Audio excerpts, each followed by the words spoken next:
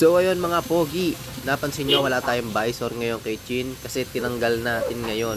Kasi ngayong araw na to magpapalit tayo ng visor at ayun tanggal na natin yung gilid kasi yung visor na to ay pang ZVR 600RR. So ito, i-convert natin yan, pinapatanggal lang natin yung gilid para magkasya. So ganito talaga yung mga visor na nilalagay dito. So ito na nga pala, naisukat na at natanggal na yung mga kabitan sa gilid. So may iniwan lang tayo sa may gawin taas. So yung kasi hindi na yung tinatanggal talaga.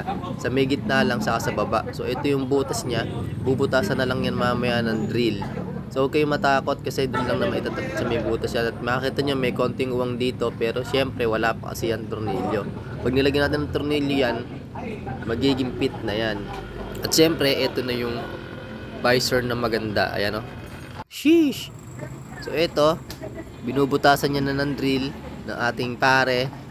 So ayan, tinusok niya at pinaigot na yung drill. Muntik pa nga sumablay, nagulat pa. Mo. Oh, di ba? Pero wala namang problema nangyari diyan. So talagang ganoon, siyempre binubutas. So ayan, makikita niyo na yung pinaka finished product niya, oh. Ganda. So ayan, nakita mo mas nakabent na. Ito yung sinasabi ko sa inyo, nakauwang. Kasi wala pang dalawang tornilyo dyan, lalagyan pa yan. Tignan nyo mabuti, oh. Nakabent, oh. Sheesh, nakabubble na siya. Wala kasi tayong makita ng double bubble, eh. So, single bubble, eh. Kinuha natin na visor. So, ito nga pala, ulitin ko lang, pang ZVR 600 double R nga pala yung visor na yan. Convert nyo na lang. Sa mga gustong maglagay niyan, pwede. So, yun lang. Sheesh!